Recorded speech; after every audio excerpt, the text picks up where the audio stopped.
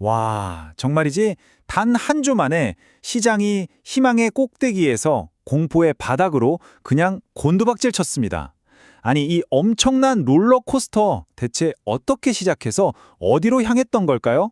자, 지금부터 그 격동의 일주일을 한번 같이 따라가 보시죠.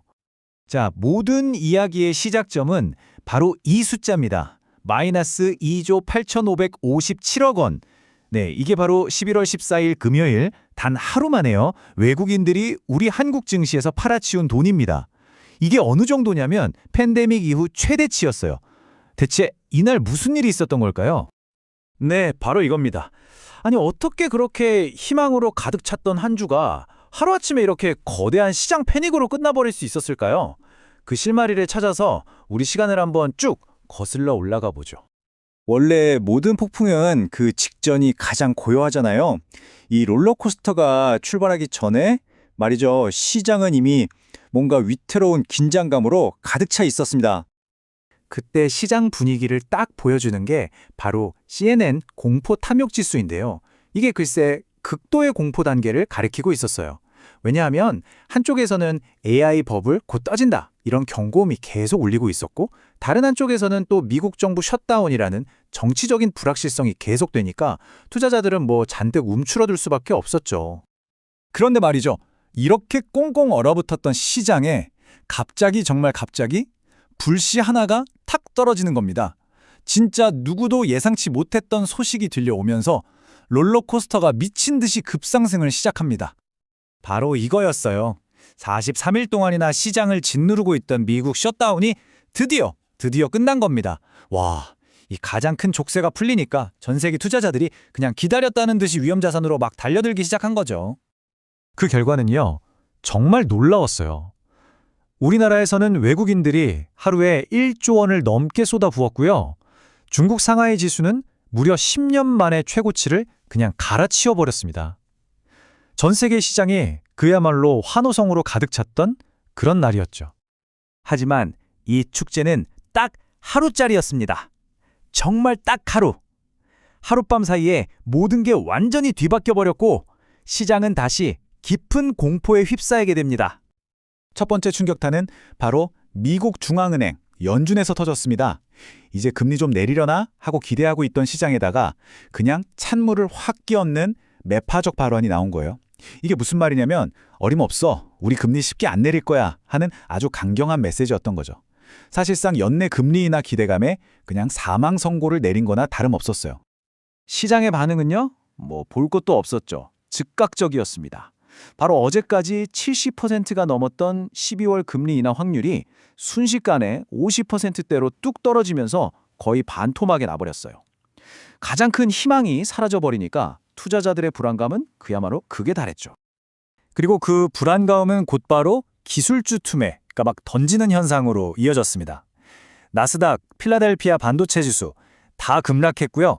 우리나라의 SK 하이닉스는 하루 만에 무려 8.5%나 폭락해버렸습니다. 금리 인하라는 마지막 버팀목이 사라지니까 그동안 억지로 눌러왔던 AI 버블 공포가 한꺼번에 빵 하고 터져나온 거죠. 여기에다가 아예 기름을 붓는 소식이 하나 들려옵니다. 여러분 영화 빅쇼트 아시죠? 그 실제 주인공인 마이클 버리가 시장을 떠난다는 뉴스였어요. 와, 금융위기를 기가 막히게 예측했던 그 사람이 시장을 떠난다? 이건 뭐 시장 참여자들한테는 공포 그 자체였던 겁니다. 그런데 말이죠. 정말 재밌는 건 이 아수라장 속에서 모두가 비명을 지른 건 아니었다는 거예요. 오히려 이 폭락을 비웃기라도 하듯이 환호성을 지른 섹터들이 있었습니다. 시장이 정말 극명하게 딱 갈렸어요. 기술주들이 공포에 벌벌 떨고 있을 때 저쪽에서는 조선주랑 바이오주가 완전히 다른 세상에 있었던 거죠. 시장 전체 분위기? 그런 거랑 전혀 상관없이 오직 자신들만의 아주 강력한 호재를 따라서 움직인 겁니다.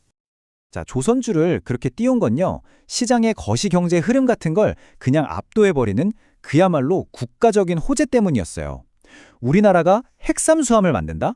심지어 미 해군 함정까지 수주할 수 있다? 이런 소식은요, 그냥 단순한 기업 뉴스가 아니라 판을 바꾸는 게임 체인저 그 자체였던 거죠. 그리고 바이오 쪽에서는요, 와, 이건 정말 역사적인 일이 벌어졌습니다.